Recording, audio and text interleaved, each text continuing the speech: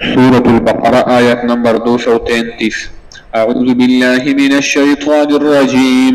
بسم الله الرحمن الرحيم. والوالدات يرضعن أولادهن حولين كاملين لمن أراد أن يتم الرضاعة وعلى المولود له رزقهن وكسوتهن بالمعروف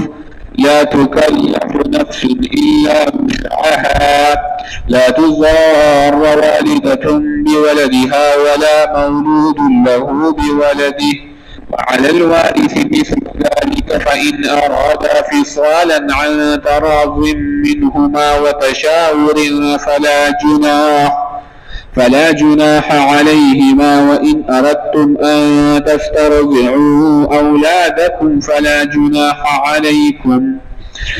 جناح عليكم إذا سلمتم ما آتيتم بالمعروف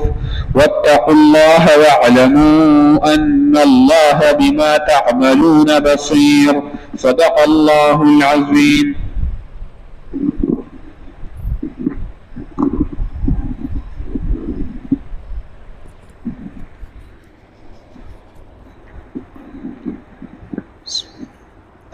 الحمد لله وحده والصلاة والسلام على من لا نبي بعده.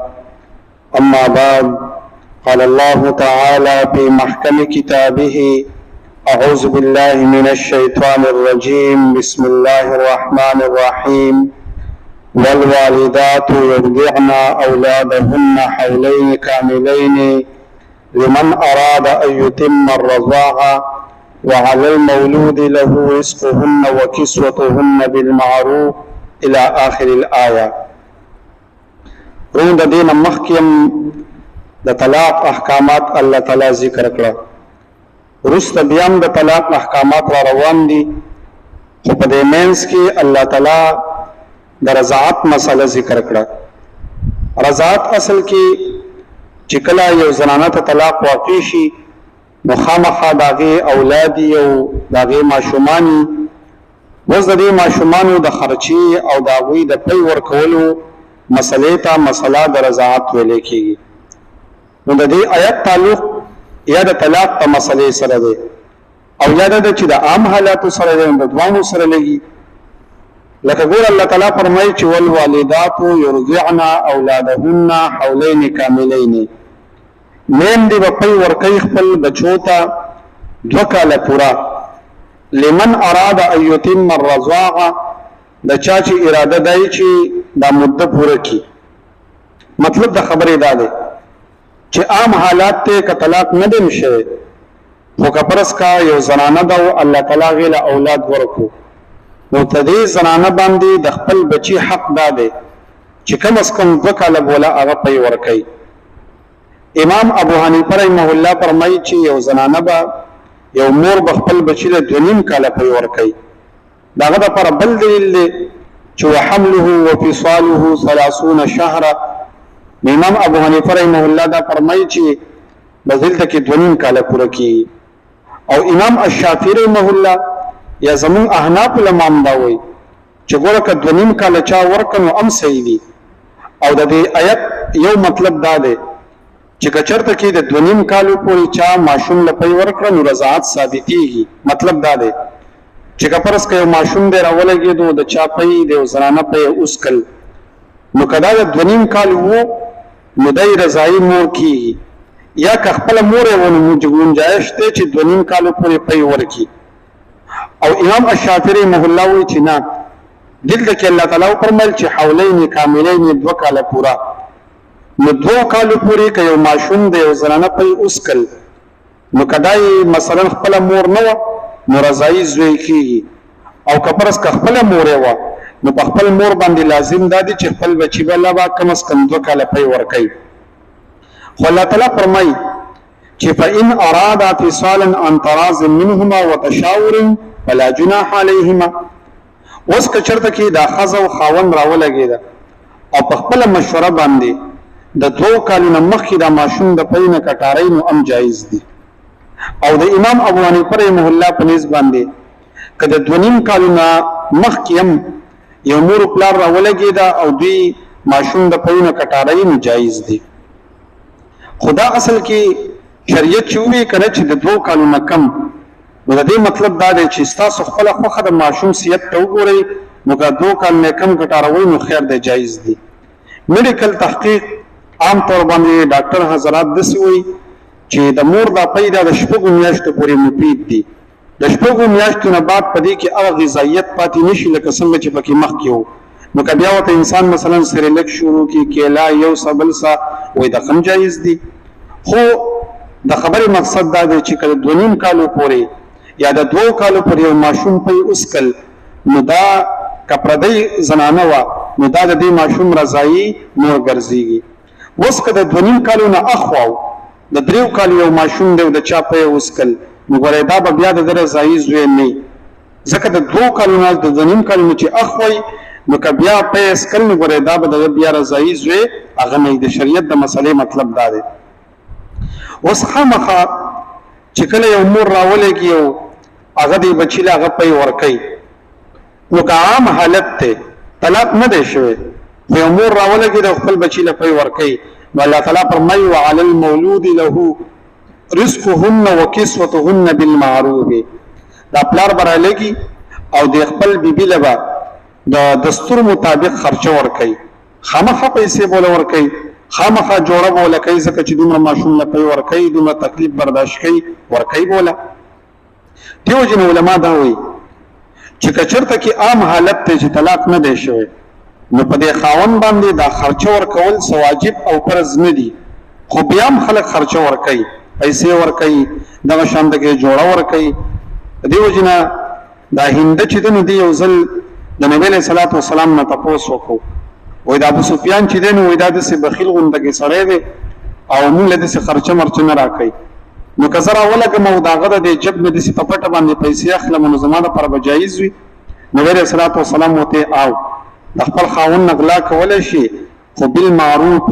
مطلب دا چې د دستور مطابق، لکه 100 روپۍ یو نیم 100 روپۍ کدا تی واخلې خیر دی. اسنه چې مثلا هغه بيخي وته انسان ولګي او هغه سمو ټول جبونه ولا غسپین کې نو دسه بنه کوي، بالمعروف د دستور مطابق. نو یو د آیات تعلق د عام حالات سره دی. اوس د آیات موږ د طلاق د حالات سره لګو. کپرس کې سره راولګېدو او خپل زنانه ته طلاق ورکو او د دې ماشوم پاتې دی، اوس دې ماشوم لا کپرس کدا مور پي ورکي، نو اوس په دې خاون باندې لازم او واجب دي، مخکې خو واجب نو، اوس واجب دي چې یو سړی به خرچه ورکوي دی بلا د دستور مطابق. نو اوس چې مثلا کم عدالتونو مقرر کړی دی، نو هغوی تقریبا 12,000 روپۍ مقرر کړي دي چې بس 12,000 روپۍ به یو خاون خپل طلاق کړلی شوي ښځې له ورکوي، ځکه چې د دې بچي له پی ورکوي، نو دا خرچه برداشت کوي. او دغه شان د کې که د ماشوم نه ډاکټر خرچه راتله د یو سا د بل سا، نو هم دا پلار چې دی د به برداشت کوي. د 2 کالو پورې یا د 2.5 کالو پورې به دا پلار خرچه برداشت کوي او ښځې له خو طلاق میلاو شوی دی، نو بیا به دا بچي را واخلي او دا به د خپل خاوند ته حواله کړي. اوس تاسو به دا وایئ چې یاره په کار خو دا وه چې دا ماشومان ایسته کې د مور سره وي،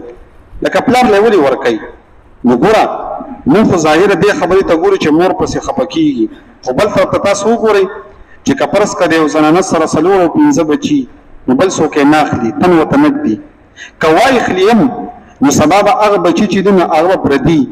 نو که فرض که دې پلار یې بله ښځه ولیده نو دا بچي بیا په ډېرانونو باندې ګرځي. نو دلته کې شریعت څه وایي؟ وایي نه، ښځه یو ناقص چیز دی، نو د هغې پسې بچي مور پسې کوه، هغه بالکل صفا که. خاوند ته وایي چې تا طلاق ورکوو، بس دا بچي وسته سنبالوه، نو دوی به د تعلیم هم خرچه ته کې، د به د پیو هم کې، د به د پیمپرو هم کې، دا په تا باندې ده. او ښځې ته وایي ته به قلاره کښېنه، په تا باندې څه نشته. نو د 2 کالو نه بعد به دا ماشومان راواله شي او دا به د پلار ته حواله شي. خو زمونږ د حکومت پاکستان د چایلډ پروټیکشن د هغوی قانون دا دی چې 9 کالو پورې به دا ماشوم چې دی نو دا به د دې مور سره وي. 9 کالو پورې به دا پلار چې دی دا به خرچه ورکوي، دا به پیسې ورکوي چې 9 کاله کله پوره شي. وایي د هغې نه بعد به د دې ماشوم نه تپوس وکړو چې ته د پلار سره پاتې کېږي او که د مور سره پاتې کېږي. نو که د پلار سره پاتې کېدو د پلار سره به وي، که د مور سره پاتې کېدو د مور سره به وي. بلکې بعضې د پېښو به کېدای شي چې هغوی بلوغته پورې به د پلار سره وي، چې کله بالغ شو بیا به دې تپوس وکړو د مور سره به نو چې کله بالغ شو هغه ته پته ولګېده چې زما پلار موږ دومره پرېښودي یو نو د هغې نه بعد چېرته د پلار سره ځي خو د شریعت قانون دا دی چې کله 2 کاله پوره شوه نو بیا به دې پلار ته حواله کوې چې بھائی بس دا بچي دې وسته پوه شه او خپل کار دې پوه شه او مور ته به ووایي چې بس تا عدت پوره شو که بل ځای کې ځان نکاح کوې نو بلکل کوه نو ځکه الله تعالی وفرمایل چې وعلى المولود له رزقهن وکسوتهن بالمعروف په پلار باندې لازم د رزق د دوی او جامې د دوی په ښه طریقه باندې نو بالمعروف مطلب دا دی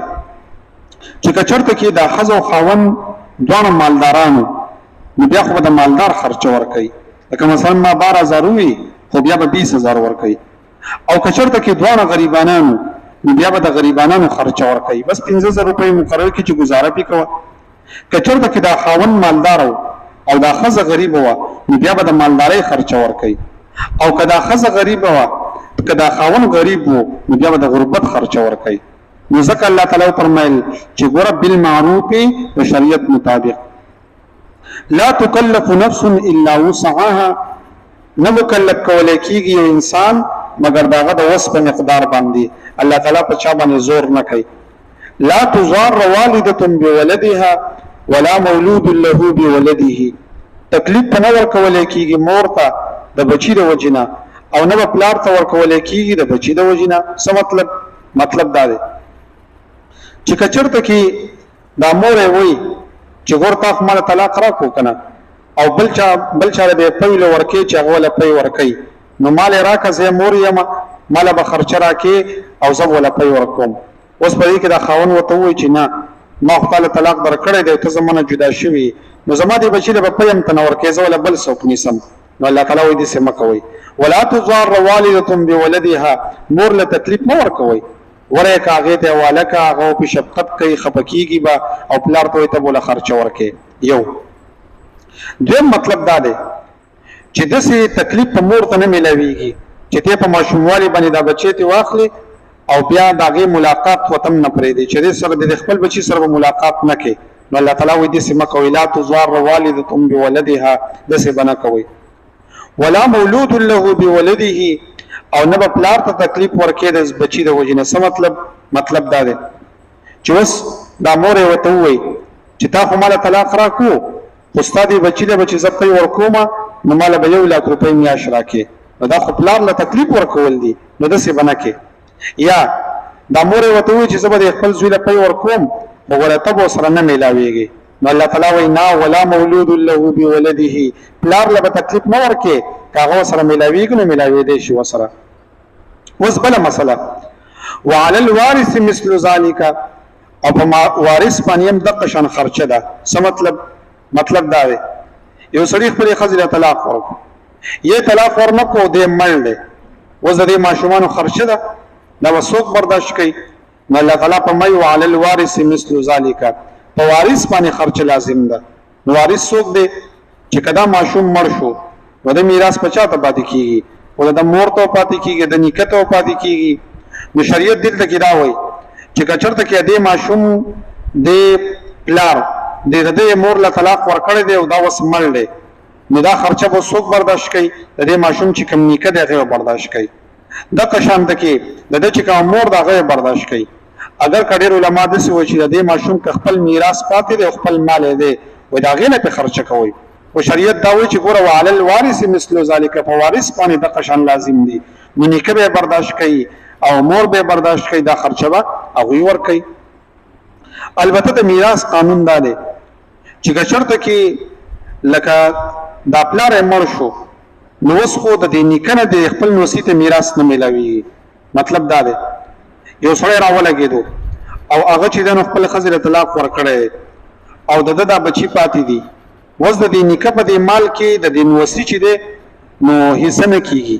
ځکه د میراث قانون چې دی نو هغه نږدې دی چې څوک څومره نږدې هغه به حصه میلاویږي و شریعت بیا هم دې نیکه ته وایي وایي ګوره وصیت وکړه وصیت داسې وکړه یا په خپل ژوندانه باندې د خپل وسیله چې دی نو سمال ولا ورکا یو کوټه ولا ورکا یو پټه ولا ورکا ځکه څه دی یتیم دی سبا به رالوی شي څه دی نه نو دې نکاح الله تعالی وایي چې ورته ظلم مه کوه ته کم از کم احسان به د خپل نوسي سره وکړه نو ټیک شو چې حصې نه کېږي خو هغه احسان خو جدا شی دی که نه احسان به ورسره کې ښه سلوک به ورسره کې دا د شریعت یو قانون دی دا به انشاءالله خپل ځای کې بیا راشي بیا به هغه ووایو فإن أرادا فصالا عن تراض منهما اوس که دوی اراده لروله چې دا ماشوم به د پی نه کټارو وتشاور په مشورې سره فلا جناح علیهما په دې باندې ګناه نشته د 2 کال نه مخکې هم کټارولی شي اوس بله مسله چې که چېرته کې د مور ورته ووایي چې مثلا زما بیماري ده زما پی نشته او که بل څوک وله نیسي نو خیر دی ونیسوله شریعت وایي تاسو ته دا هم اجازت دی چې که داعیه بل رضایي مور داسې وله څوک نیسي چې هغه وله پی ورکوي په دې کې هم څه خبره نشته خیر دی دا هم شریعت گنجایش ورکړی دی نو دې نه دا خبره معلومیږي چې لکه د رضاعت دپاره خپل یو ټیم دی د رضاعت دپاره ټیم چې دی ما تاسو ته ووایي چې 2 کاله ټیم دی د 2 کالو نه بعد که فرض کړه یو ماشوم پی استعمال کړه نو ګویا دا به بیا د مور نه ګرځېږي رضایي دې مسله باندې زما خیال چې تاسو به پوهېږئ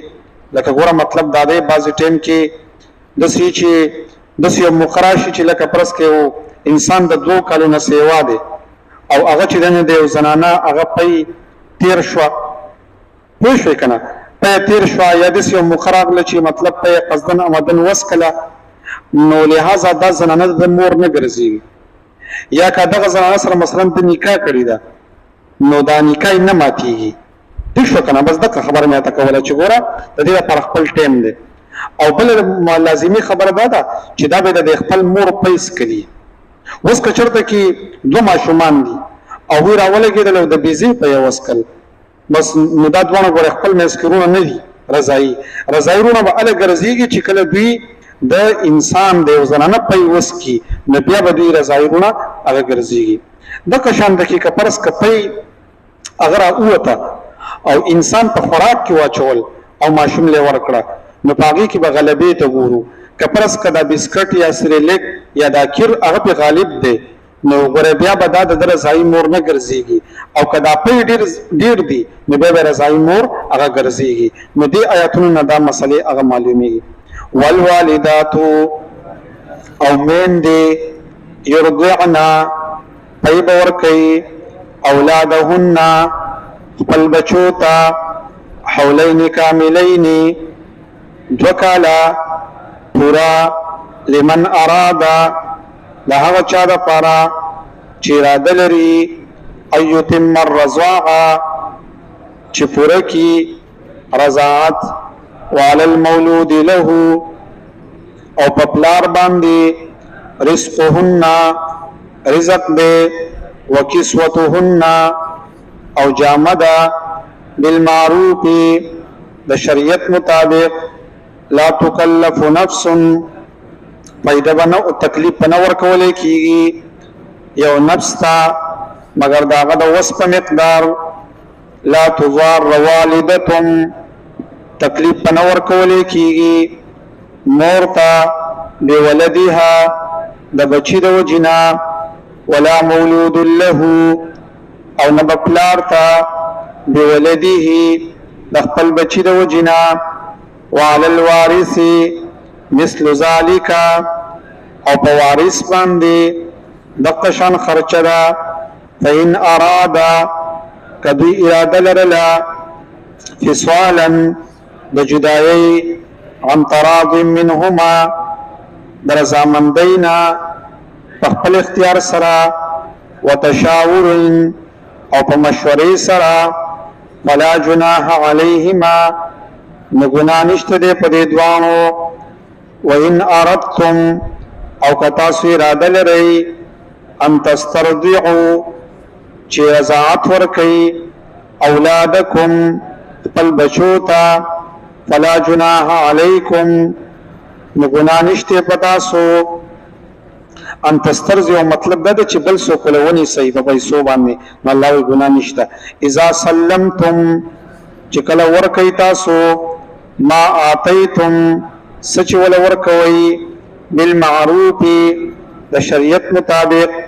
واتقوا الله ويرګي د الله تعالی نه واعلموا او پوه شي ان الله بشک الله تعالی بما تعملون چې کوم اعمال تاسو کوئ بصیر لدن کې دے. الحمد لله رب العالمين والعاقبة للمتقين الصلاة والسلام على رسوله محمد وعلى آله وأصحابه أجمعين. اللهم أحسن عاقبتنا في الأمور كلها وأجرنا من خزي الدنيا وعذاب الآخرة برحمتك يا أرحم الراحمين.